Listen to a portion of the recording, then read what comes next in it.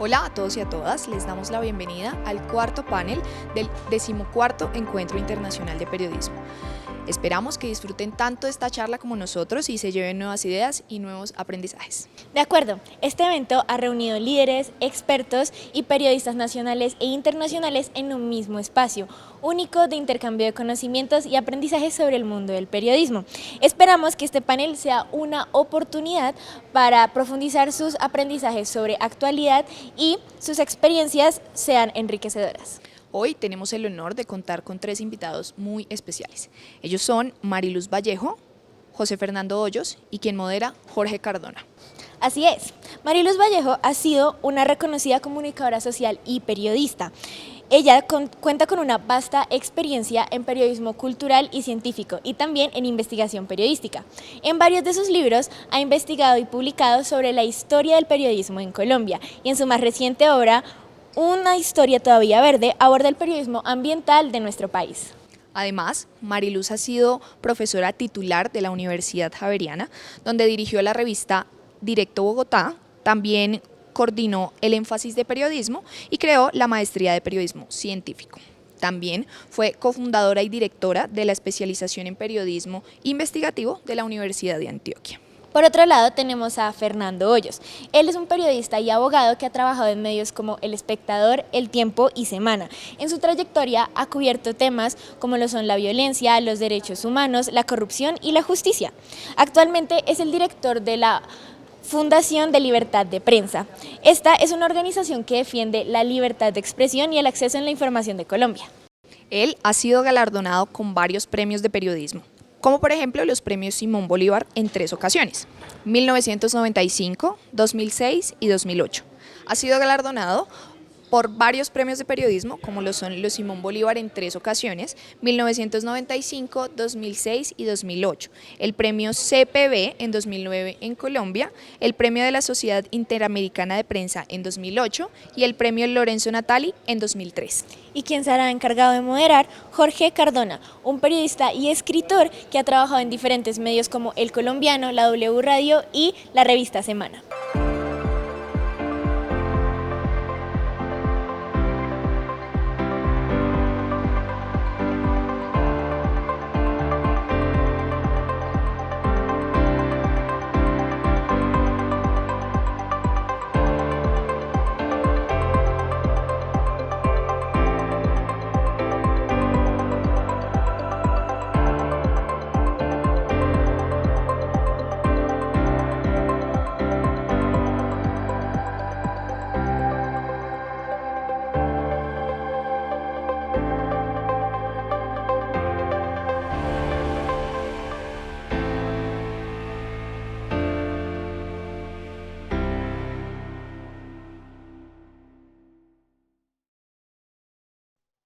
En este espacio tenemos 3 grandes del periodismo colombiano que nos hablarán sobre una realidad histórica de nuestro país, la expulsión de extranjeros que han sido víctimas de xenofobia y otras fobias. Vamos a compartir algunas líneas de sus perfiles, son hojas de vida extensas, pero algunas líneas para que los tengamos en contexto. Mariluz Vallejo Mejía, autora del reciente libro Xenofobia al rojo vivo en Colombia, es comunicadora social y periodista y doctora en Ciencias de la Información. En su prolífica trayectoria como periodista, ha sido también docente e investigadora y ha legado importantes obras sobre la historia del periodismo. Ha formado varias generaciones de comunicadores y comunicadoras en nuestro país. José Fernando Hoyos es periodista y maestro en historia. Su trabajo de más de 25 años en importantes medios impresos en Colombia como editor, director de contenido y jefe de redacción le ha valido importantes reconocimientos en eventos nacionales e internacionales, como los premios de periodismo Simón Bolívar, el premio CPB de la CIP y el Lorenzo Natali Prize. Jorge Cardona, quien será el moderador del diálogo, es filósofo y desde hace 25 años ha sido periodista y profesor universitario, también conferencista y editor. Pertenece al Consejo Directivo de la Fundación para la Libertad de Prensa y es sin duda, además de formador, un referente clave para las y los nuevos periodistas. Los dejo con ellos. Muchas gracias.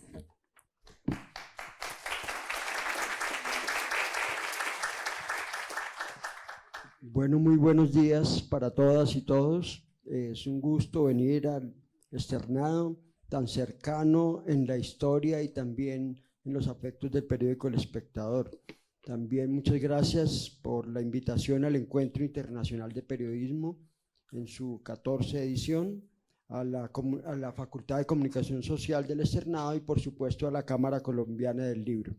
Como se comentó en el preámbulo, pues nos trae un tema realmente apasionante, que entra con un contrasentido, porque nos han vendido siempre los medios de comunicación, los libros, que hemos sido o que somos un país receptor muy cálido, muy hospitalario, que recibe a los extranjeros, que tiene unas colonias de distintas partes del mundo muy bien acogidas, pero los investigadores, en este caso Mariluz Vallejo y José Fernando Hoyos, nos prueban todo lo contrario, que nosotros hemos tenido, desafortunadamente, hemos sido un país que ha adolecido el tema de la xenofobia y que no hemos recibido muy bien a los extranjeros. Con ellos vamos a conversar y sin más preámbulos, Mariluz, empezando contigo, ¿cuál es el denominador común en general que se advierte en el talante xenófobo del país? ¿Cómo es la perspectiva?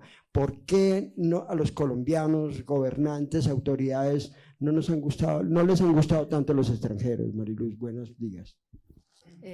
Buenos días a los compañeros, a Jorge, José Fernando, Sergio Campo, que tan amablemente me invitó, la decana, Vicky y tantos amigos que hay aquí de distintas épocas. Bueno, la xenofobia, yo pues lo que demuestro con este libro en el que hay infinidad de casos es que había esa falsa creencia de que el gobierno colombiano era hospitalario, ¿sí? Que Colombia era un país tradicionalmente acogedor, con una política de asilo respetuosa, y lo que queda claro es que pues tanto los gobiernos liberales como conservadores en el siglo XX, que es el periodo que yo trabajo, José Fernando empieza desde finales del XIX para abarcar toda la hegemonía conservadora, ya también les dirá, pero hay un ethos de ciudadano, de rechazo, de desconfianza al otro, al extranjero. Y entonces nos vendieron esa falsa creencia de que éramos un país hospitalario, pero también hay algo en la mentalidad de los colombianos y es una ambivalencia de cómo mira al extranjero. Es, por un lado, el descreste, ¿no? La admiración por el extranjero que habla raro, pero eso sí es blanco, tiene recursos, es una persona que goza de prestigio. Entonces, ese es el complejo de malinchismo que dicen los mexicanos, de la Malinche, que miran al extranjero pues con estas cualidades, lo miran pues con veneración. Y por el otro lado está el rechazo al extranjero, ya que por su raza, sus creencias o porque es pobre, que ahí se junta con este otro fenómeno de la aporofobia, el rechazo al pobre. Si es negro o si es oriental, pero además pobre, eso ya es rechazo inmediato, y sobre todo porque el colombiano piensa que lo va a desplazar de sus puestos, le va a quitar su puesto de trabajo, que vienen como competencia, y eso pues fue lo más visible sobre todo en el siglo XX, y luego podemos hablar en el caso de los judíos. Ese fue, digamos, el factor de rechazo principal, no solo el culto, tener otro culto, otra práctica religiosa, sino pues tener mucho éxito en el comercio, y eso produjo el rechazo. Entonces sí, con esa ambivalencia, pero sí hay una postura casi que oficial que no era reconocida de rechazo a los extranjeros que amenazaran no solo la seguridad nacional, que era este tema político, sino también las costumbres, el statu quo, y en un país tan provinciano y conservador como ha sido Colombia siempre. Y de alguna manera, en diversidad de causas, uno advierte desde los comienzos de la República que por intromisión política, por prejuicios religiosos, por moralismo, por múltiples causas, Colombia no ha sido un buen receptor de comunidades extranjeras. Precisamente José Fernando, en su trabajo de maestría de Historia de la Universidad Nacional y su trabajo Crónicas e Historias de Extranjeros Indeseados, tiene unos contextos muy bien elaborados acerca de cuándo empieza este tema y cómo se enfoca. José Fernando, ¿nos puede dar un poco, rastreando en la historia, cómo empezaron estas normas, cómo empezó a configurarse esta concepción de que el extranjero no era bien recibido en Colombia? Gracias, gracias Mariluz, gracias Cardona, gracias Sergio por la invitación. Yo creo que un poco eso viene de la misma dualidad de la República, de nuestro nacimiento como nación. Nosotros somos un país con dos papás y esos dos papás siempre se lucharon esa mentalidad de cuál debe ser la mentalidad de lo que debe ser la República Colombiana.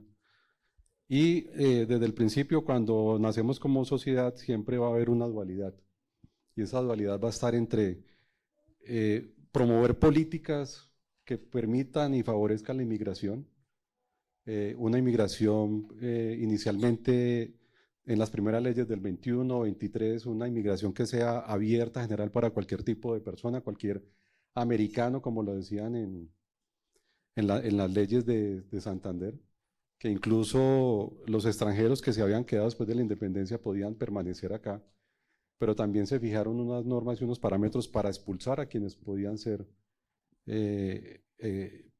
perjudiciales, nocivos, dañinos para la nueva república que se estaban haciendo. Hay una dualidad que esa dualidad va creciendo a lo largo del siglo XIX, sobre todo la primera que crece es cómo definimos políticas para favorecer la inmigración hacia el país, porque se mira en el extranjero siempre y va a ser una de las líneas importantes, un factor de progreso, de civilización, de desarrollo, un agente civilizador, pero no cualquier extranjero, como lo decía Mariluz.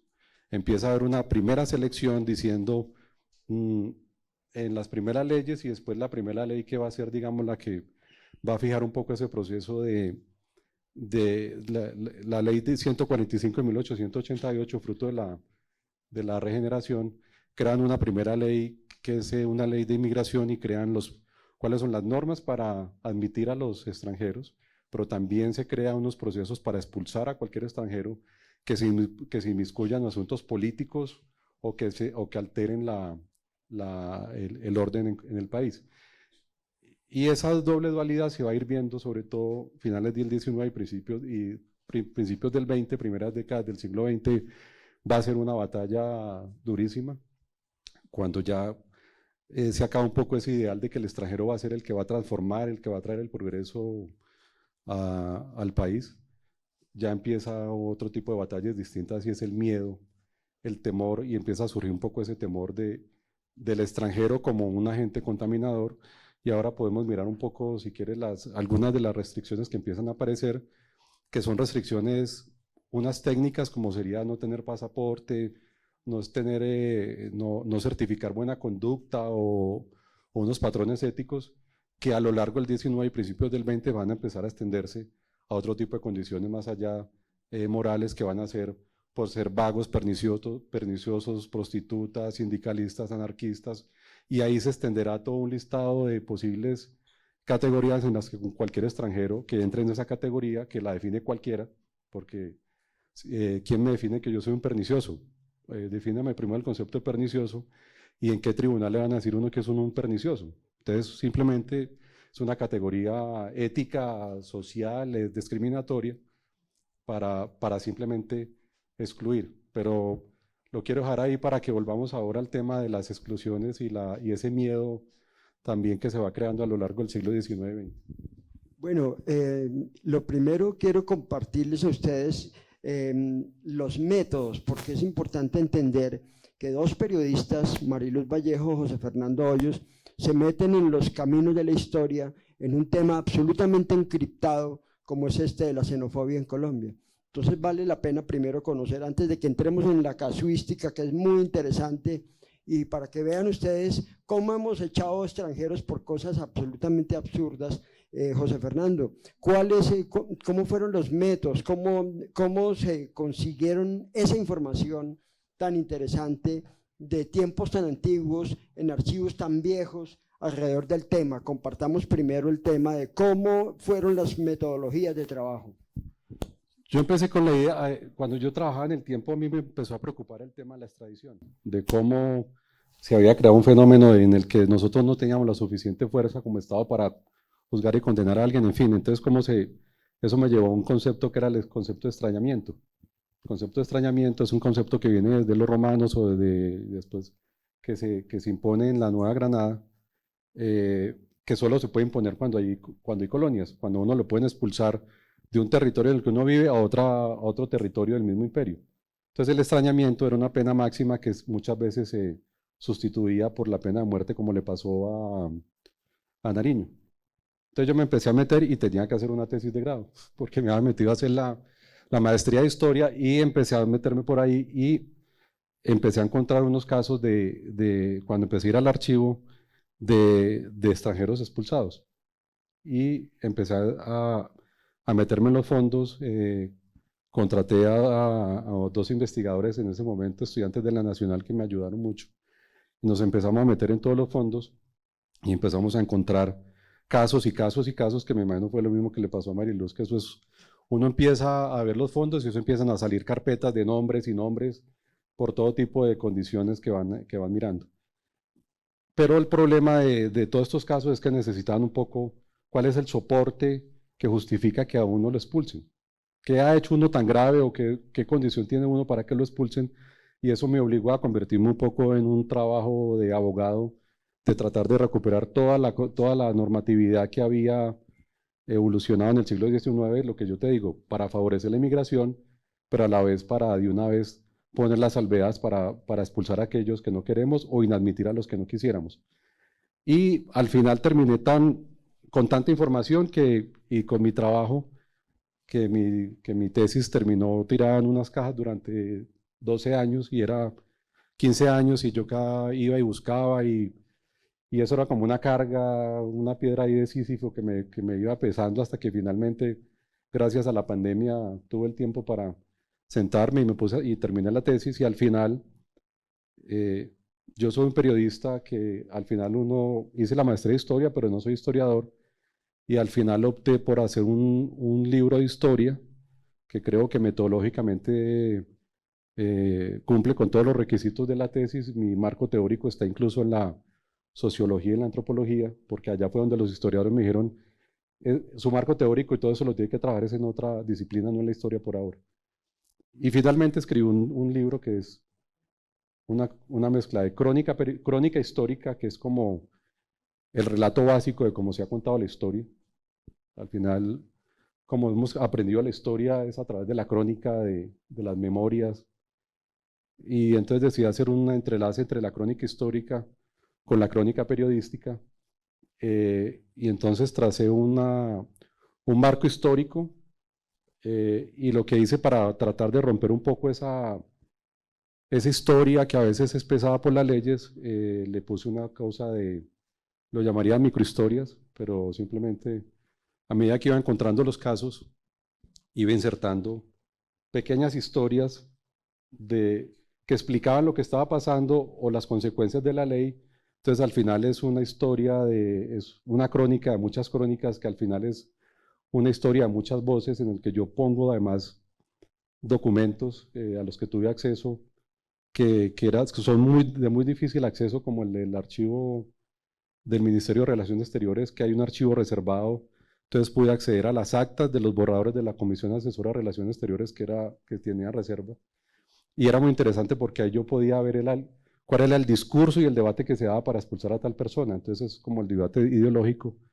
Y también me metí en las discusiones de las leyes, de las normas, de la eugenesia, de todo un tema político, y al final pues construyo este relato, esta crónica, que es realmente como logré zanjar una obligación académica, una obligación personal, con unas técnicas que me parecían más favorables, que era tratar de narrar en una forma de crónica.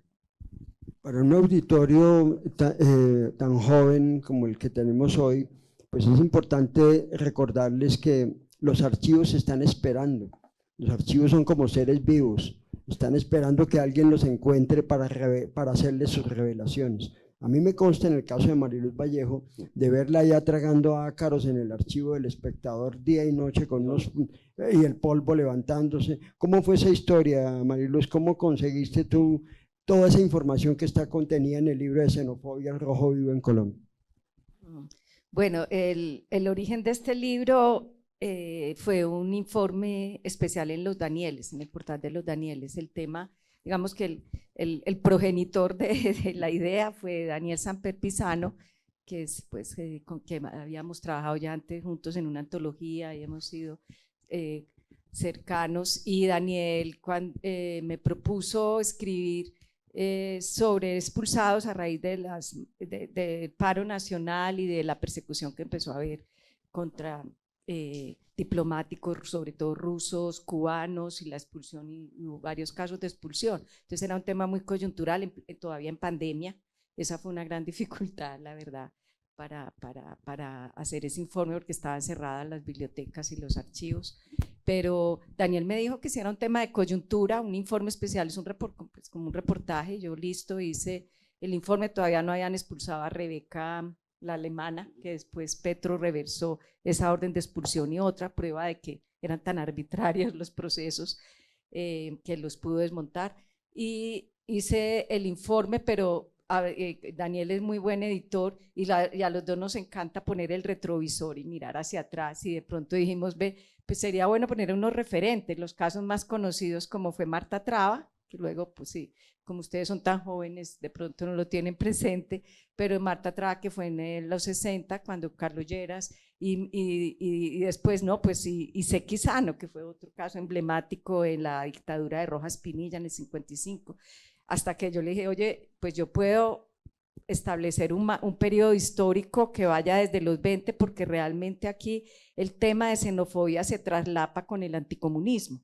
Vimos que eso era un eje temático muy claro, y desde los 20 que llegaron pues los bolcheviques, empezaron estos extranjeros a adoctrinar a los trabajadores, ¿no?, que estaban en pie de huelga en muchas regiones del país, y el temor aquí de la hegemonía de los gobernantes de que se fueran a propagar estas ideas revolucionarias. Entonces vimos que funcionaba bien esa estructura. Yo publiqué el reportaje, fue muy amplio, como 20 páginas, y ahí me llamaron de inmediato ese mismo día de Planeta para el libro, porque realmente es un tema. No es que esté inédito, porque académicos como José Fernando lo han trabajado, pero por periodos históricos.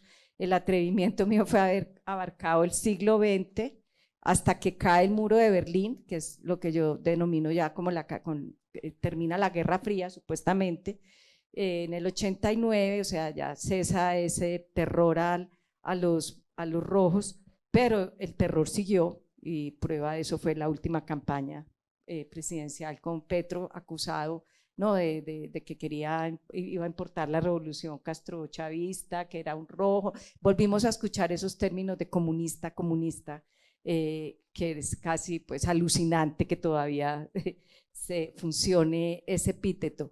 Y entonces ese fue el origen, y ya cuando abrieron las bibliotecas y esto, pude hacer la inmersión. Es un libro que hice en un año, trabajando pues como bajo presión de un poco de la editorial, pero también volví a ser periodista. Yo me retiré ya de la Javeriana y eso me dio la posibilidad de poderme zambullir en los archivos, porque el trabajo de archivo es a veces muy satisfactorio. Uno puede pasar jornadas completas en el Archivo General de la Nación y no encuentra, pero en los archivos de prensa siempre encuentro, y de hecho muchos hallazgos fueron sorpresivos porque no me los esperaba, pero para poder encontrar tantos casos, yo referencio más de 100 y me centro en unas 20 historias que tienen carga dramática, que fueron pues casos muy dolorosos, otros tragicómicos, absurdos, como hablaremos después de los más absurdos, como lo de Sequizano, por ejemplo. Pero lo que yo hice en esa estructura fue determinar coyunturas históricas. Desde los 20, pues los bolcheviques, la guerra contra el Perú, después está la Segunda Guerra con los judíos, con todos los europeos que llegan de origen judío, y así coyuntura.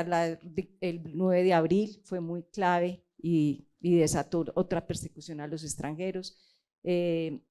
Luego la dictadura de Rojas, y ya en los 60 con el Frente Nacional, y el surgimiento de las guerrillas, y ahí se disparan ya otros miedos y siguen otras persecuciones, o la dictadura chilena, pues la dictadura de Pinochet también, con los chilenos que llegaron. Entonces, con esos hitos históricos me permitieron pues buscar en la prensa liberal, conservadora y de izquierda, siempre mirando, porque, no, pero mira, muchos casos los vine a encontrar fue en Voz Proletaria, por ejemplo, Sí. o en los periódicos que presumían de no ser frente nacionalistas, como La Calle, de López Michelsen a finales de… Porque frente al extranjero lo que uno se va a encontrar es una posición casi que unánime, muy parecida en los dos periódicos y en las prensas del 19-20, y es por un lado admiración, pero también odio, rechazo y defensa y cerramiento de las… Y una adhesión total a Estados Unidos, en que Estados Unidos durante la Segunda Guerra decía todos los alemanes son peligrosísimos, y todos los del eje, italianos, japoneses, entonces empezaban a perseguir aquí, a hacer listas negras, sin considerar que eran personas que tenían ya un arraigo, familia, y que eran pues ciudadanos que no estaban violando ninguna ley. Sí. Y estas infidencias de los métodos de trabajo de Mariluz, de José Fernando, nos llevan a otra lección importante, y es la historia.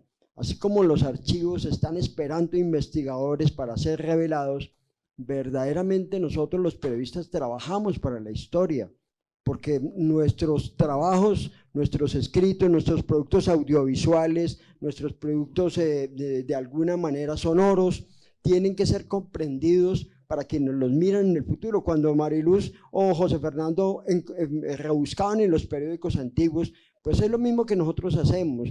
Nuestros trabajos, si van a ser examinados dentro de 30, 40, 50, 100 años, tienen que revelar todas las particularidades de estos tiempos. Tienen que, el lector dentro de 500 años tiene que entender lo que estaba sucediendo, y por eso realmente nuestro gran atributo es la historia. Los periodistas vivimos parados en la historia.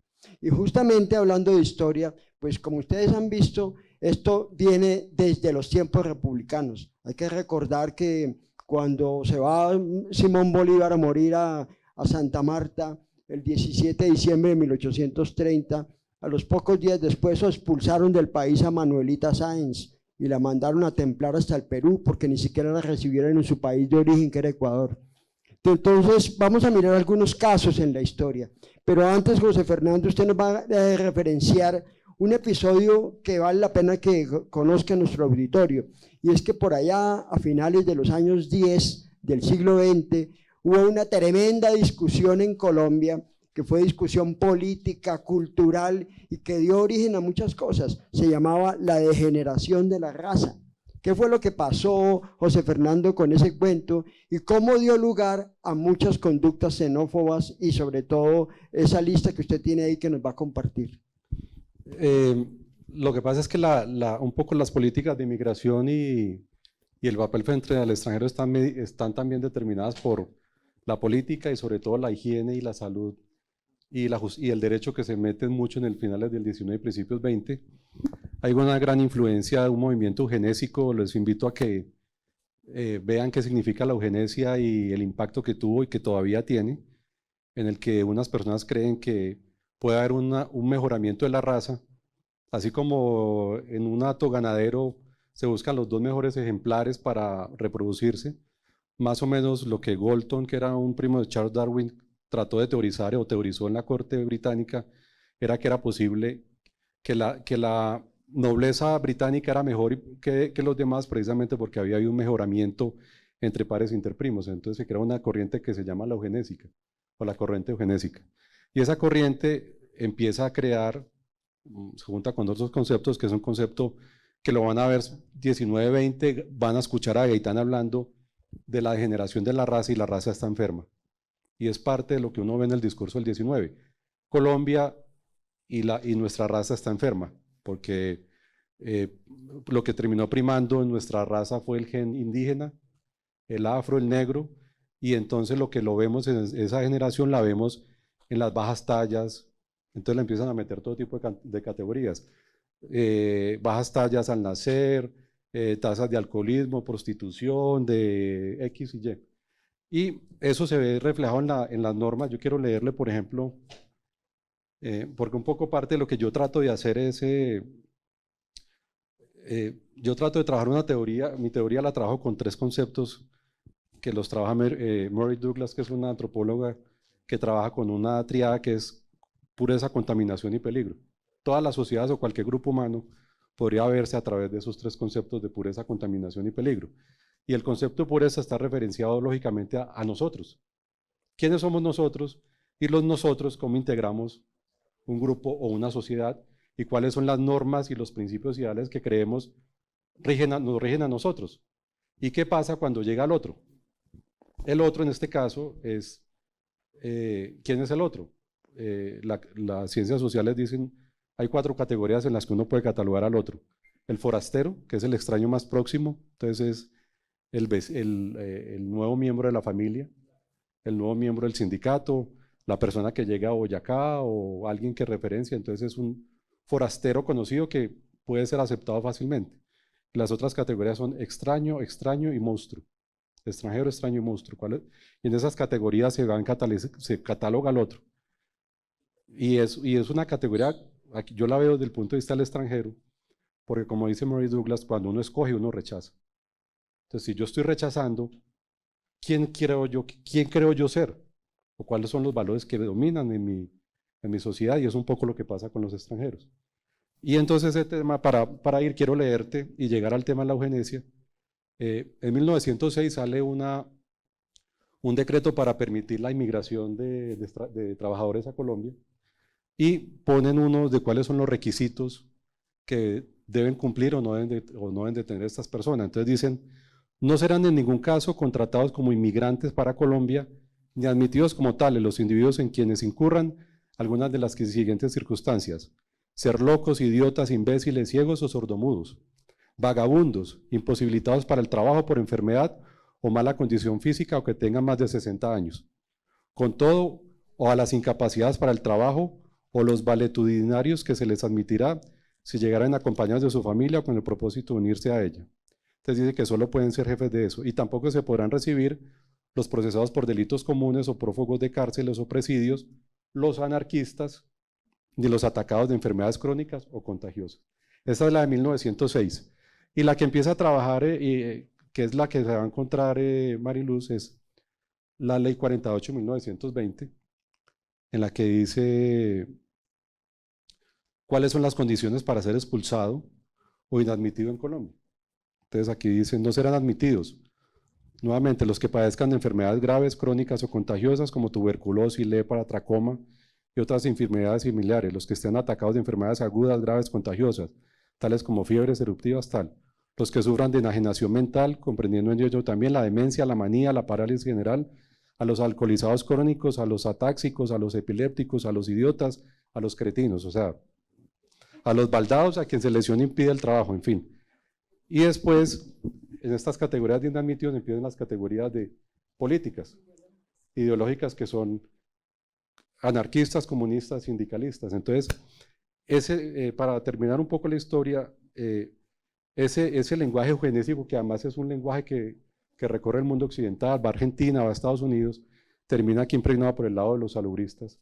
Entonces aparece una tesis de Bejarano, 1917-18, hace su tesis de medicina en Bogotá, y el tipo empieza a hacer un trabajo sobre los fenotipos bogotanos, y empieza a medir el tamaño de los cerebros de las personas.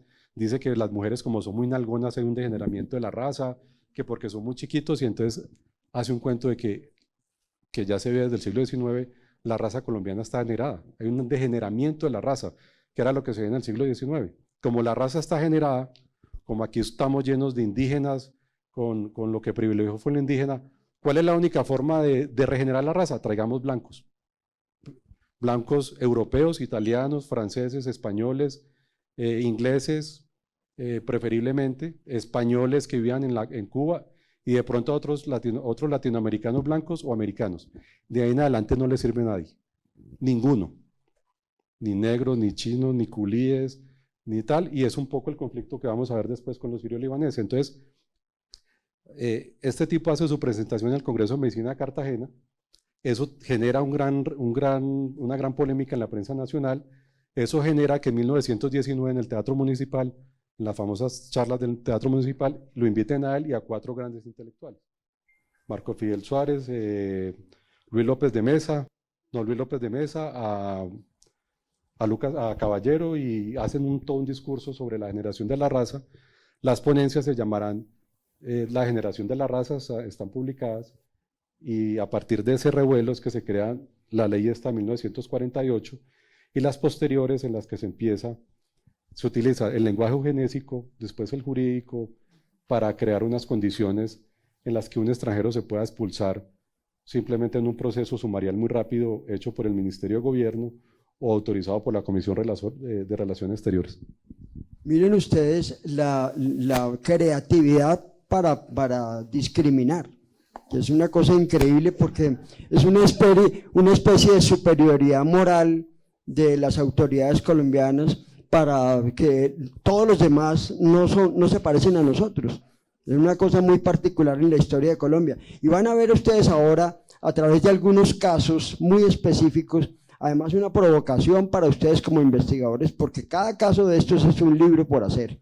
Entonces vamos a empezar, por ejemplo, aquí siempre ha habido un coco, que es el coco del comunismo, pero no ahorita que en tiempos recientes, sino desde mediados del siglo XIX, prácticamente casi desde el manifiesto del Partido Comunista de 1848, viene el coco del comunismo a nivel mundial, y en Colombia pues era de terror. Y hay un personaje que nos ejemplariza perfectamente el miedo al comunismo y el miedo a las ideas de izquierda y demás. Ese personaje, Mariluz, se llama Silvestre Savitsky. ¿Cómo es la vuelta de Silvestre Savitsky? ¿Qué fue lo que pasó con ese señor? Cuéntanos la historia. Bueno, si yo cuento, y aquí me puede complementar muy bien José Fernando, que también trabajó este periodo de los 20. Savitsky era un tintorero ruso que llegó, que fue expulsado en el 25, lo expulsaron pues por ser propagador pues de las ideas marxistas-leninistas, y él en realidad fue el creador del primer grupúsculo comunista con Luis Vidal, Luis Tejada, que a ustedes les debe sonar pues los grandes cronistas.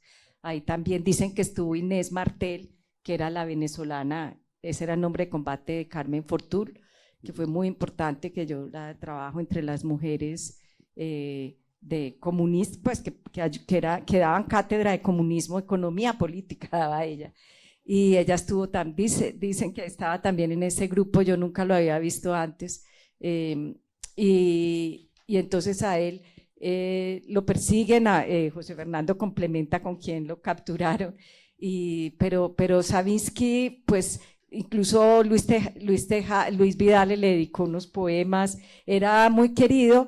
Y digamos la protesta se sintió en las calles, en carteles de rechazo de todos sus seguidores, porque pues en la tintorería era una tertulia literaria política donde él empezó a propagar estas ideas y a traducir el manifiesto comunista. Entonces él fue expulsado, pero pues él volvió a entrar al país, siempre hacían la picardía de salían y entraban, pero Savitsky sí fue como el más emblemático de los 20, del año 25. Es que lo pillaron. Lo pillaron. Lo pillaron porque alrededor de los extranjeros montaban, había una policía, eso terminó en manos del Ministerio del Interior, y dentro del Ministerio del Interior, en la sección 7, estaba la policía de extranjería, que para los que después verán, el DAS termina siendo el que vigila y controla a los extranjeros en Colombia. Hay una sección de vigilancia a la que tú no has podido entrar por las restricciones que tiene, pero hay una vigilancia permanente de los extranjeros, que esa vigilancia incluso uno la ve, está promovida por la Iglesia y por líderes del Partido Conservador desde el siglo XIX. Entonces, las representaciones diplomáticas de Colombia o de la Iglesia empiezan a decir: pilas que de Perú expulsaron al anarquista Adamo y va para Buenaventura. De los anarquistas que van a expulsar de tal, van para Colombia. Entonces se crea como todo un circuito de temor a eso. Entonces Savitsky llega Dicen que lo mandaron con la misión de comprar trigo a China y terminó en Colombia. Nadie sabe. Y termina, y el tipo sí, efectivamente, termina propagando las ideas políticas revolucionarias. Y cuando lo capturan, él dice lo siguiente, que además es gravísimo lo que dice para el momento. Yo soy comunista ardiente, de todo corazón, y no tengo que ocultar la difusión de mis doctrinas. Bueno, en fin, entonces él se junta con Luis Vidales, todo el mundo, crea ese grupo y crea unas correspondencias, un trabajo muy activo. Lo capturan y lo expulsan, y en ese proceso, en esa redada, capturan a un griego que se llama, aquí lo tengo, Evangelista Priftis, que vive entre Neiva, por esos lados, y Evangelista Priftis se cartea con Savinsky y promueven unos periódicos que están promoviendo, creo que es una de las grandes huelgas de bogas que hay en el Magdalena en 1925. Capturan a Savinsky e inmediatamente empiezan a capturar. Entonces Savinsky dice, Savinsky, lo tratan de todo tipo, con todo, como a usted se le ocurra decirle, su merced. Entonces Savinsky se correspondía, entonces dice, sí, yo tengo una red y me escribo con tal en la costa, en Puerto Colombia, y empiezan a coger toda esa red. Entonces a Evangelista Priftis lo capturan, y lo capturan con 2 colombianos. Y una de ellas es una señorita que se llama María Cano, recién elegida Flor del Trabajo. Y entonces la señorita María Cano, terminan los 3 encanados por promulgar el comunismo. Entonces el gobernador dice, bueno, ya capturamos al señor Savinsky y a Cano y a otro, ¿qué hacemos? Porque a los colombianos pues no los podemos tener presos, ¿y qué hacemos con el señor? Denos instrucciones. Entonces eso pasan 4 días y al final a María Cano y al otro los liberan y se quedan encartados con Evangelista Priftis, y al final el caso va a la Comisión de Relaciones Exteriores y simplemente dicen, el señor entró sin cumplir los requisitos y tenía el pasaporte vencido, se va, y lo sacaron. Simplemente por un requisito que, bueno, llevaba 5 años viviendo en Colombia, pero le encontraron la forma de sacarlo. Y todo su negocio era una tintorería, la tintorería Frankfurt, donde acudían todos los personajes fundamentales de la época. El padre de la crónica periodística en Colombia, Luis Tejada Cano, se la pasaba, era el parcero número 1 de ¿Sabes cómo escribía Silvestre Savinsky? ¿Cómo escribieron los policías? Tintorería Frankfurt. Sí, así la escribieron los policías. Exactamente, y ahí estaba José Vicente Convariza, Sí, que sí. fue conocido después como Josémar, y que llegó a ser codirector del periódico El Espectador. Luis Vidales, que llegó a ser uno de los poetas más importantes, es decir, todo ese movimiento de los años 20 tuvo como un ícono fundamental a Silvestre Savinsky, ruso, que terminó expulsado. Jorge, y casualmente a Alberto Lleras Camargo también lo metieron en esa lista negra que elaboró la policía de todos los seguidores de Savinsky, de los discípulos, y Lleras escribió que Lleras era un gran cronista, escribió una carta con mucha gracia, pues muy zumbona de que ahora él es que era de discípulo comunista bolchevique, que eso era lo que le faltaba, pues que ¿Será se que sentía Savinsky muy Point honrado. viene de Savinsky? ¿De cuál? De Savinsky Savinsky Point. Point, que era por allá. Savinsky Point. Yo siempre Puede tengo ser. la de acá, ¿qué pasa? Y en ese mismo año fue que expulsaron a... Ah. No, bueno, interesante mirar en cualquier caso, que es un personaje, pero vamos a mirar otros. Por ejemplo, cuando yo subía en medio de la lluvia ahorita, al lado de la Candelaria, ustedes que son vecinos acá del Teatro de la Candelaria, está la sala Sequizano. Yo creo que muchos han pasado por ahí y dicen, ¿quién es Sequizano? Pues Marilu nos va a contar quién era Sequizano y cómo terminaron echándolo. Voy a pedirles un segundito, dejamos en suspenso la historia de Sequizano y me permito interrumpir un momento porque llegó el señor rector y vamos pues a permitirle que haga un breve saludo. Tiene una agenda complicada, bueno, entonces Gracias. aprovecho mientras tanto para agradecer a INSOR, el Instituto Nacional de sordos, gracias, que está ayudándonos hoy con lenguaje de señas. Bienvenido, señor rector, a nuestro Encuentro Internacional de Periodismo en la Filpo. Muchas gracias, muy amables, pues muy complacido estar aquí con ustedes. Un breve saludo, ya vamos a escuchar la historia de Sequizor, dispénseme que la haya interrumpido para eso. Simplemente quiero expresarles, queridos estudiantes, docentes, invitados especiales, que nos sentimos muy orgullosos como Externado de Colombia de albergar este encuentro de periodismo promovido por nuestra Casa de Estudios. Los veo a ustedes y se llena uno de inspiración. Como representante de esta comunidad externadista, me lleno de alegría y de regocijo el advertir la presencia de ustedes, el advertir su empuje, su dinamismo, ante todo su creencia en esta ciencia de la comunicación social. Todo eso nos tiene que llevar a creer también en nuestro país, a renovar nuestro compromiso con nuestra sociedad, a trabajar cada día más porque seamos una sociedad mejor. De suerte que les doy a ustedes también, en nombre de la comunidad externadista, ese mensaje de alegría, ese mensaje de que también la universidad los acompaña y de que estos eventos realmente nos fortalecen como comunidad académica. A ustedes muchas gracias por su participación. Esta actividad hace más grande nuestra facultad y hace más grande nuestro externado.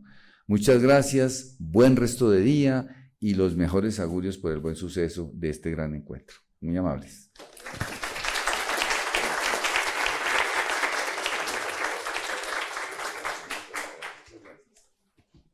Bueno, María, entonces si la muchas sala... gracias al señor rector por su saludo. Entonces cuéntanos la historia de Sequizano. Bueno, que la sala que está en el Teatro La Candelaria, que es un homenaje que le hizo el teatro, porque Santiago García, que ya falleció, se formó con él, alcanzó a formarse en los pocos meses que estuvo Sequizano. Era un director de teatro mundialmente famoso, de teatro que se había formado con Stanislavski en Rusia, que era pues sabido que era de ideas de izquierda, pero no era un militante comunista, que es una diferencia, ¿no? A que nunca, que los, digamos, todos los miembros del cuerpo consular, los cancilleres no entendían esa diferencia entre tener ideas de izquierda o ser un militante comunista, como para aplicarle la sanción máxima de expulsión. Entonces, esto Sequizano lo trajo. Esta es la gran paradoja de este caso, que es tragicómico. Lo trajo el mismo gobierno, el régimen militar de Rojas Pinilla, lo trajo de México directamente porque él estaba asilado en México, porque él ya lo habían expulsado en Europa, del Japón, pues, donde era originario, y de varias partes, y estaba en México. Lo trajo Jorge Luis Arango, que era el jefe de la ODIPE, de la Oficina de Información y Prensa, que fue una entidad bastante tenebrosa, ¿no? Que se aplicaba la censura, o sea, fue la encargada de aplicar la censura a los medios desde que llegó Rojas en el 53, pero Rojas también fundó la televisión, como saben ustedes, en el 54, entonces él quería pues tirar la casa por la ventana de la televisión, y por eso está dispuesto a contratar actores muy importantes que consolidaran una escuela de actores para teatro y sobre todo para televisión. Por eso Jorge Luis Arango contrató a Sequizano por su prestigio, y también se fue a Argentina a contratar varios artistas de televisión, entre ellos el que va a ser el marido de Fanny Mique, el compañero de Fanny Mique. Y Sequizano vino, por decir, en septiembre, y lo expulsan en diciembre. Eso fue un oso internacional, algo, el mismo funcionario, Jorge Luis Arango, le da la orden, es el que tramita la expulsión, que ya la firma es pues, el ministro de canciller, el ministro de gobierno del canciller, y entonces los medios se preguntan, El Espectador fue el que le hizo seguimiento porque ya el tiempo estaba censurado. Acuérdense que ya esto coincide en el 55, diciembre del 55, ya hay varios periódicos cerrados, Entonces el espectador le hizo seguimiento hasta el aeropuerto del Dorado y él se devuelve, Sequizano se devuelve a Barranquilla, perdón, a México, y allá muere en los 60, pero después de haber formado pues más de 4.000 actores y de haberle dado pues un gran impulso al teatro mexicano, lo que se perdió Colombia. Le alcanzó en esos 3 meses escasos a tener como alumnos a Fausto Cabrera, por ejemplo, y Juan Gabriel Vázquez habla de él en su libro Volver la vista atrás. En esta novela también le rinde un pequeño homenaje y está Fausto Cabrera, pero lo más curioso es que hay tantos rumores, la historia se construye con rumores. Cuando Jorge decía al principio la responsabilidad que tenemos los periodistas con la historia, de contar la historia pues más cercana a la verdad, es que el problema es que se construye con rumores. Esos informes de la policía que José Fernando decía que están llenos de imprecisiones, de errores de ortografía, de prejuicios, pues habla de unos policías semianalfabetas que son los que inician un proceso, pueden iniciar un proceso de expulsión. El reporte que hace un policía o un alcalde también analfabeta, lleno y sectario, ¿no?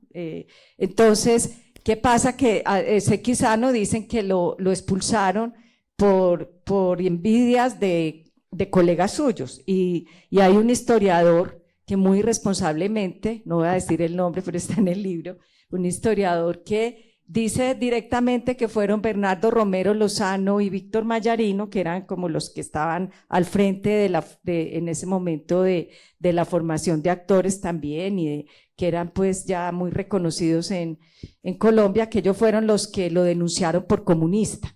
Y como esa figura del delator está muy presente en todos estos casos de expulsiones, de que el delator puede venir de la misma comunidad, ser correligionario como los judíos que se delataban entre ellos, o del colegaje, dicen que este historiador propagó ese bulo de que habían sido estos, pero ya se ha demostrado que no. Hay un escritor y dramaturgo que es Sandro Romero, que va a escribir una novela va a publicar próximamente sobre Sequizano, y donde desvirtúa ese origen. La verdad es que les dio miedo que fuera comunista, no se habían dado cuenta que habían contratado a una persona de mentalidad de izquierda, pero que no tenía tiempo de hacer militancia política, porque como dijeron sus estudiantes, él daba clases hasta las 10 de la noche, todos los días. Esos 3 meses alcanzó a montar a Otelo, a qué horas iba a irse pues a hacer proselitismo. Entonces fue la ceguera de Rojas. Y para acabar con Rojas, quiero redondear con algo de la migración, del tema de eugenesis que estaba hablando José, que estaban hablando antes. Y es que Rojas también quería mejorar la raza, y él le dio forma a un comité migratorio católico. Entonces ahí había otra condición. Trajo grupos pequeños, aquí la migración nunca fue masiva, de no sé, 200, 300 200 familias de yugoslavos o de húngaros, pero blancos, ¿sí? Blancos y católicos. Ahí era con Rojas, ese fue el componente que en el gobierno de Rojas de la migración. Pero Sequizano pues es un absurdo internacional que hubiéramos perdido, y ya cuando pasen por ahí, vean las salas de Sequizano, ya sabrán que fue un personaje de una importancia inconmensurable para el teatro, y que aquí se desperdició. Y así echaron a Silvestre Savitsky, echaron a Sequizano, echaron a Ramón Viñes, que es el sabio catalán del que nos habla Gabriel García Márquez en 100 años de soledad. Y hay un episodio muy interesante que nos va a referir José Fernando, que es el capítulo de los sirio-libaneses.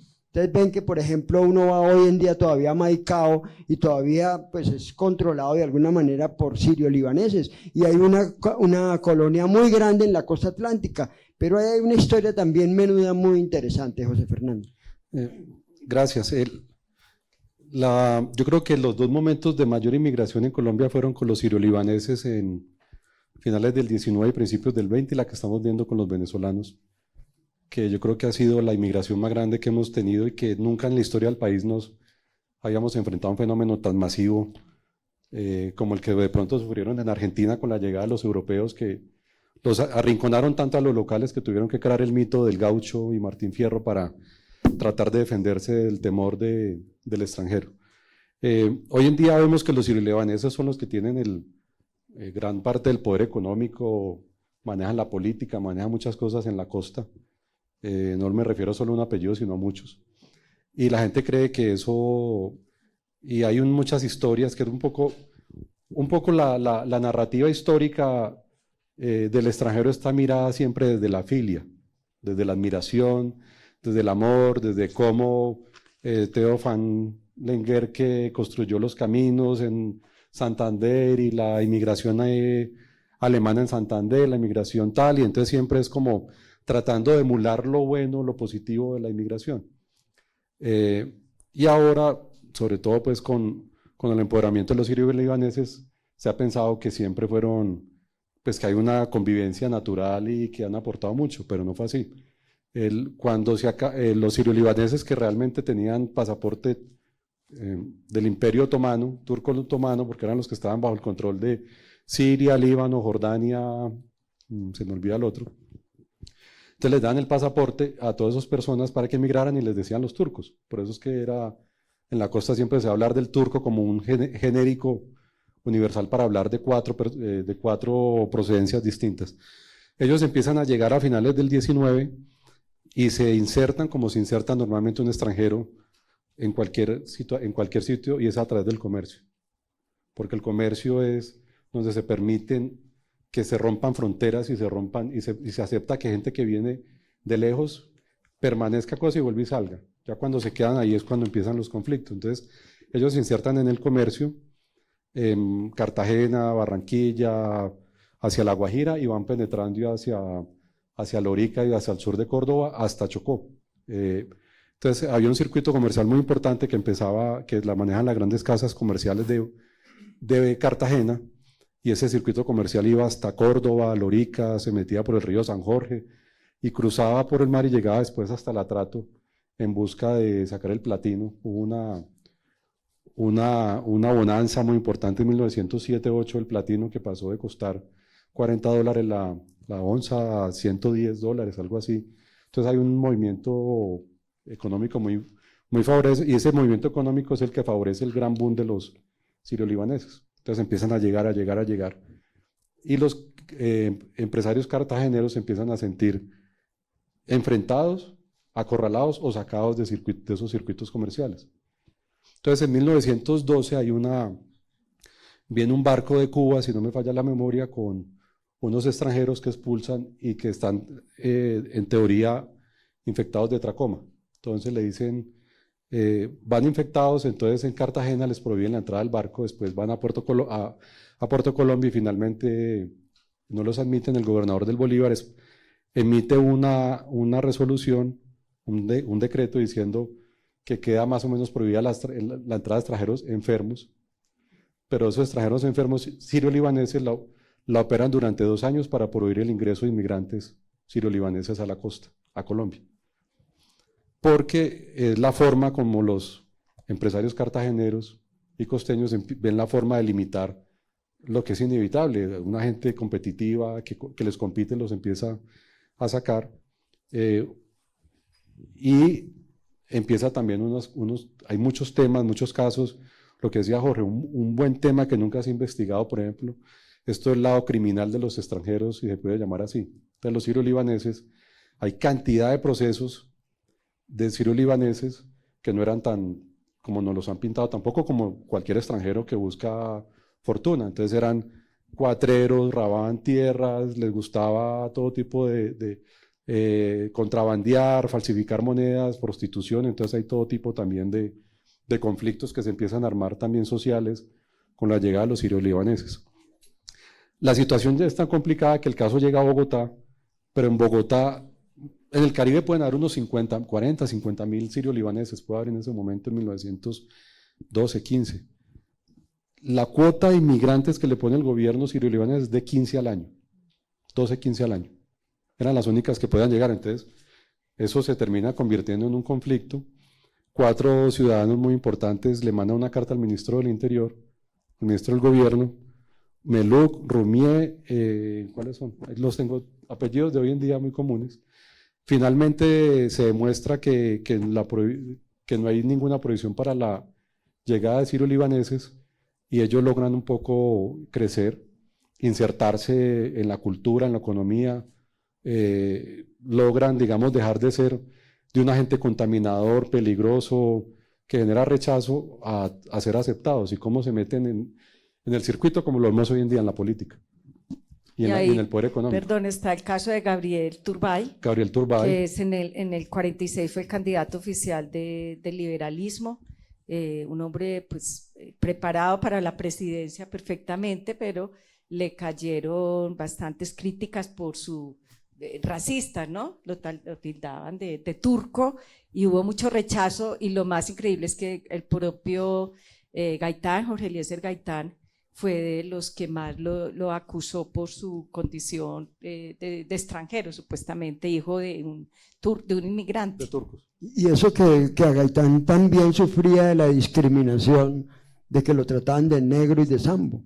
Por su fenotipo muy indígena, y él mismo acusó y por eso el Partido Comunista prefirió apoyar en esas elecciones a Gabriel Turbay, porque pues, era un prejuicio clarísimo racial que no era para nada justo. Entonces miren ustedes cómo en este ping-pong histórico hay de todo. Y poniéndonos un poco en contexto actual, estamos adelantando unos prediálogos o diálogos con el Ejército de Liberación Nacional. Pues hay un episodio muy interesante en los años 60, Mariluz, que nos puedes ilustrar cómo fue el cuento de que todos los que después llegaron a ser los jefes del ELN ya los habían echado de Colombia. El cura Laín, el Manuel Pérez, con una profesora del Marymount. ¿Cómo fue ese episodio? Sí, a ellos los expulsan. Eso viene, ese es el 67. 67. El 67 está Carlos Lleras Restrepo, ¿no? El 67 es muy clave porque empieza la persecución a estos curas rebeldes, los curas rojos les decía, pero también fue cuando expulsaron a Marta Traba, cuando le llegó la orden a Marta Traba también por sus posturas pues críticas, por oponerse al manejo que le estaba dando el gobierno de Lleras a la Universidad Nacional, militarizando la universidad, y ella era profesora allí. Y bueno, pero los curas fueron un fenómeno. Domingo Laín, los españoles, sobre todo fueron varios españoles, Carmelo Gracia, la profesora que era pues laica, Carol O'Flynn, una estadounidense que estaba en el Marymount, pero el pecado por ejemplo, de la profesora es que ella repartía el periódico Frente Unido de Camilo Torres, o trabajaba en Meissen, trabajaban en barrios pobres de Bogotá, hacían trabajo social, y estos curas sí, pues terminaron colgando la sotana y se fueron al monte. Todo esto está unido con el Concilio Vaticano II, la Conferencia de Medellín del CELAN en el 68, todos esos lineamientos de la Iglesia progresista que trabaja por los pobres, y estos curas pues entendieron esa misión, ese apostolado fue en los barrios pobres, pero con la llegada o sea, el mito de Camilo pesó mucho para que también quisieran pues hacer política, en el sentido de que pues reclamaran sus derechos y denunciar las injusticias, y terminaron pues expulsados primero, después volvieron todos clandestinamente, volvieron a entrar y ya sí se fueron al monte, sí, ya fue literal, pero ahí cayeron otros injustamente, como es la monja que aparece en la portada del libro, que a ella la vincularon siempre con el ELN. Yo diría que ahora en estos procesos de paz habría que reivindicar la memoria de la hermana María Margarete Moisés, que le decían, su nombre pues de combate en la comunidad era Sorerlinda, y a ella llegó a Colombia en el 52, calculen, y murió en el 2006, y toda la vida dedicada a los pobres en un corregimiento que se llama Pasacaballos, cerca, ahí en Bolívar, cerca de Cartagena, y esta hermana tenía ahí su comunidad y un día llegan también ya esto es un año después, en el 76, ya es con López, Miquelse, llegan y allanan su comunidad, se llevan a 3 sacerdotes colombianos y a ella está presa 5 meses, torturada, o sea, a ella la acusan de ser agente del ELN, y yo revisé, encontré el expediente de ella de carta de naturaleza, cuando ella solicitó ser ciudadana colombiana después de muchos años, en el 81, y se la niegan en el 89, porque es el Ministerio de Defensa y pues el DAS, que la ha seguido siempre, la consideran un agente peligroso, ¿no? de colaboradora del ELN. Entonces, y es simplemente porque trabajaron con los pobres, y todos estos curas tenían pues esa vocación de trabajo, y fueron rebeldes por eso, porque además siguieron la teología de la liberación y todos. Y Manuel Pérez lo terminan expulsando del país, vuelve, se convierte en el jefe del ELN y murió como jefe del ELN en 1998. Y al cura Domingo Laín lo terminaron echando, regresó al país y muere en los combates de la Operación Anorí de 1973, hace 50 años, que fue la operación militar más grande que se desarrolló contra el Ejército de Liberación Nacional. Miren que todo esto es el mismo denominador común, el del siglo XIX y el del siglo XX, el miedo al comunismo, el miedo a las ideas de izquierda. Otro miedo, José Fernando, era el miedo a los viciosos, a los perniciosos y a las prostitutas, como es la historia de una redada tremenda de prostitutas en Barrancabermeja. Imagínense ustedes Barrancabermeja en 1929. Pues con el respeto de los barranqueños, pues era una calle llena de bares y sitios no muy recomendados para padres de familia a altas horas de la noche, en donde todos los fines de semana venían los trabajadores de la Tropical Oil Company a pasar el fin de semana y a gastarse y a emborracharse, a pasar pues su descanso. Pues eso era, lógicamente había una prostitución muy grande, y llegaron en 1929, le llega un ciudadano de bien de Barrancabermeja, dice que en Barrancabermeja hay un grupo de extranjeras que están ejerciendo la prostitución en un sitio altamente católico, y que son una amenaza para el orden de Barrancabermeja, y que tienen que ser expulsadas de Barrancabermeja. Entonces el alcalde o el inspector de policía en ese momento hace un inventario. Las prostitutas para ejercer la prostitución tenían que registrarse, tenían que hacer un registro. En Bogotá también en ese mismo año hay unas redadas a prostitutas extranjeras en la calle 24 con Cuarta, ahorita eso está todo hilado. Entonces les abren un proceso a las extranjeras. Encuentran como unas 14, 15, unas francesas, polacas, una holandesa y una cubana, y les abren un proceso para expulsión.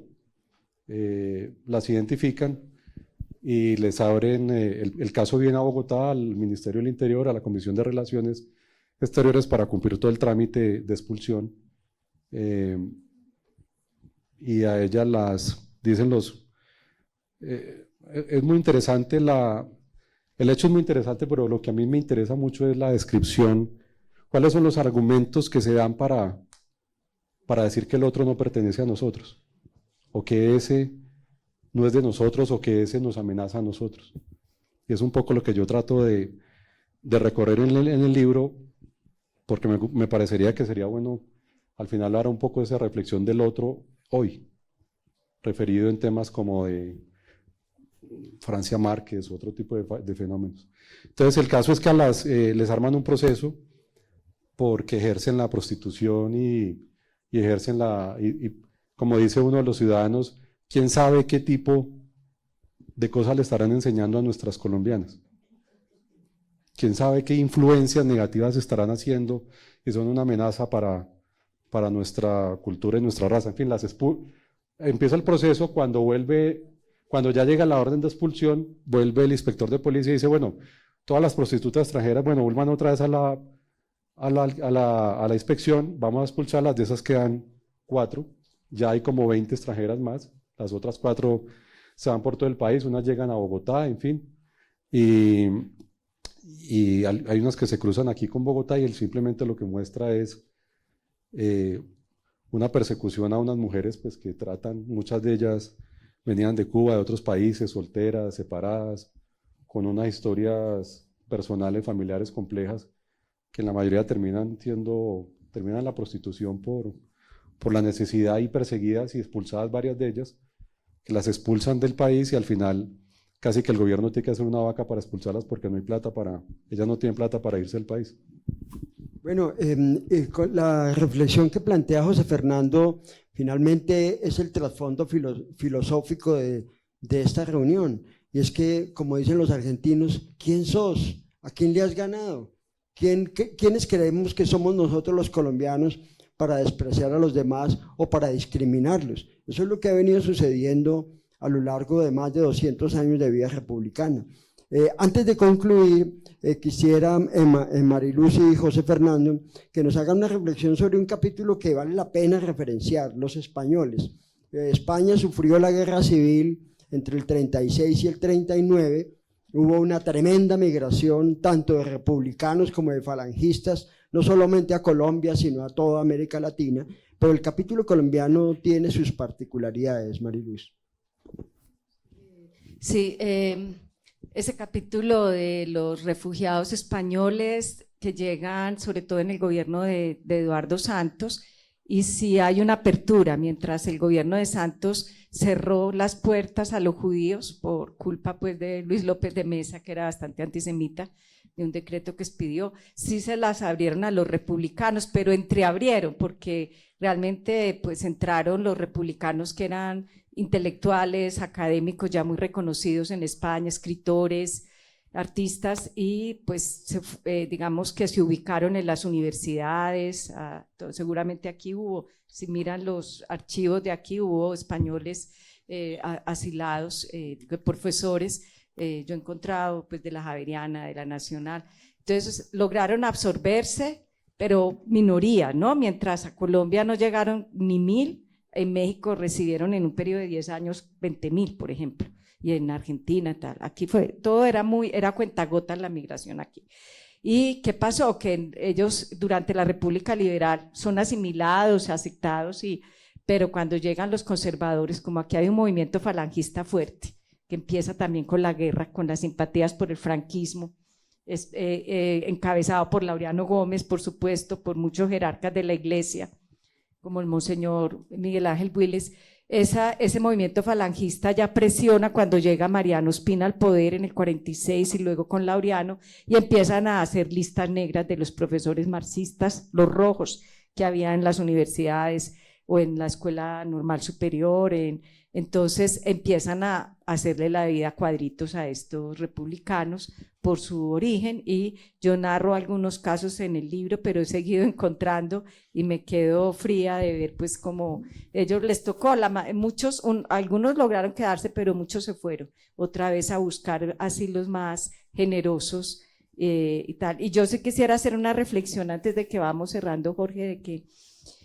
con lo del concepto del otro, y es que pues por lo menos yo con este libro quiero reconocer esa nueva categoría de víctima, ahora que pues tenemos tribunales de justicia, comisión de la verdad, pero no hay un capítulo dedicado a los extranjeros, y merecerían un sitio, no sé, en el centro de memoria, si algún día terminan de construir ese edificio en la 26, debería haber un ala dedicada a todos estos extranjeros que desde el siglo XIX han expulsado los distintos gobiernos liberales y conservadores de manera tan arbitraria, sin consideraciones humanas, sin suficientes pruebas, y merecerían una reivindicación de su estatus de víctimas en la mayoría de los casos, incluso no solo los expulsados, sino los que sufrieron una persecución permanente, como esta monja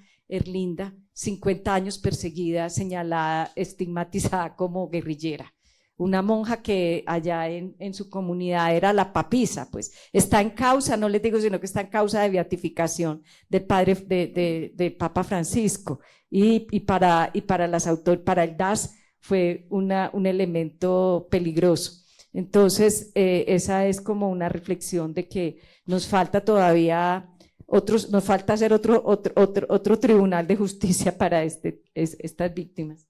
José Fernando, ¿algo más con los españoles? Es que los españoles se persiguen sin importar la ciudadanía, pero hay casos de españoles desde el siglo XIX que, a pesar de tener las condiciones, atributos, virtudes que quisieran tener como extranjeros, los persiguen porque tienen otras condiciones que no sirven. Entonces hay un español que persiguen porque escriben el Machete en Magangué un artículo en contra del gobierno, otros en Panamá porque se meten en la política, y después empiezan a perseguir españoles porque son vagos, porque son perniciosos, lo que contradice un poco el principio de que no necesariamente hay una contradicción entre los atributos que se quieren, pero cuando esos atributos se tienen, pero hay otros que contradicen lo que se quiere ser, pues entran un poco en contradicción. Y yo creo que el país perdió una gran oportunidad, como la ha perdido en muchos otros momentos, de aprovecharse esas olas migratorias, como le pasó a México o Argentina con los españoles. Si uno mira la historia de México antes de esa inmigración española hasta después, el salto de México en conocimientos, en profundización de arte, cultura, en fin, fue enorme. Y aquí como nos ha dado miedo, no nos gusta, realmente seguimos perdiéndonos de eso. Imagínense, por ejemplo, ahora que el país diga que vamos a recibir a 5.000 ucranianos, o que vamos a traer lo mejor de los profesores de Ucrania o de China. A propósito de eso, perdone, decía Rudolf Holmes, muy al comienzo del 2000, que cuando cayó el muro de Berlín, Colombia perdió la oportunidad de traer muchos PhD de Rusia. No los recibían por el miedo al contagio del comunismo. En cambio, Israel sí acogió bastantes y eso la volvió más potencia en tecnología. Y decía Rudolf Holmes, es que la xenofobia aquí ha empezado en la misma Cancillería y en el cuerpo consular, que le niegan la visa, pues por todos estos prejuicios que hemos venido enumerando esta mañana. Pero sí se ha perdido la oportunidad de ser una potencia científica, industrial, por no haber acogido pues de forma masiva inmigraciones en países que están en guerra, que salen de una guerra. Sí, y una coletilla final, ya termino, porque pues tenemos que hablar de lo que somos, periodistas. A los periodistas también los viven echando, ¿o no, Mariluz? Sí, hay un capítulo dedicado a los periodistas, sobre todo desde la época de Rojas Pinilla, que todos los corresponsales extranjeros que hablaban mal, o sea, que hablaban lo que estaba pasando sencillamente, ahí mismo les llegaba el decreto de expulsión. Y así a los de los años 60 que vinieron buscando, pues con ese mito de Camilo Torres y esa romantización de la guerrilla, que sabemos muy bien que hay una idea romántica entre los europeos, sobre todo de las guerrillas, venían a meterse al monte y a hablar con los guerrilleros, eso era el tema más sensacional en la época, y apenas pisaban el aeropuerto, el DAS empezaba a perseguirlos hasta que llegaban y les quitaban las cámaras, les daban la orden de salir inmediatamente del país porque los acusaban de estar aliados también con las guerrillas. Y como se dieron casos en que sí, y yo cito un caso de un mexicano que sí, efectivamente, casi que instigó una toma de un tren en el Santander para grabar las mejores imágenes y tener la exclusiva en su periódico sensacionalista en México, ese caso de Mario Renato Fernández, creo que es, Menéndez, quedó como, ese fue culpable de muchas redadas que hicieron después de gente intelectuales, acusados de pertenecer al ELN. Entonces está siempre el corresponsal extranjero como una figura muy, muy vulnerable, porque es a los que más persiguen, y hubo expulsiones o que se enteraron como de Joe Brother y que le llegó la orden. Finalmente él no estaba aquí en el país y se libró, pero por haber hecho las biografías del cura Pérez y de Camilo Torres, ya eso lo volvió peligroso. Entonces, como ustedes pueden ver, amigas y amigos, estamos ante un país que es muy poco hospitalario y más bien muy xenófobo. Han echado por bolcheviques, por espías, por judíos, por ecos del Bogotazo, por intelectuales, por periodistas, por ovejas negras del rebaño, por extranjeros indeseables, venezolanos, ecuatorianos, peruanos, chinos, viciosos, perniciosos. La lista es bastante larga. Muchísimas gracias por toda su atención en esta mañana. Muchas gracias. En este panel tuvimos la oportunidad de profundizar en un tema relevante y actual. Muchísimas gracias a todos los que fueron partícipes activos de este espacio, y también gracias por haber hecho de este evento un lugar de diálogo y aprendizaje. Uno de los puntos más importantes del panel fue el estigma que se tiene sobre los extranjeros, porque por un lado se admira a las personas que son de raza blanca y por el otro se rechaza a las personas que son de otras razas, otras creencias y otras clases sociales. Esto por parte de un país que solo los ve como competencia y no como personas iguales con los mismos derechos y deberes. También es relevante cuando se nos invitó a cuestionarnos quién es el otro, pues también en Colombia parece que tenemos una historia de discriminación constante, pero parece ser solo un discurso de odio que ha transgredido esta invitación de violencia generación tras generación. Esperamos que las ideas y las perspectivas expuestas en estas charlas hagan que nosotros generemos un periodismo más crítico y más inclusivo. Gracias por participar en este encuentro internacional de periodismo y los invitamos a que continúen con nuestras charlas.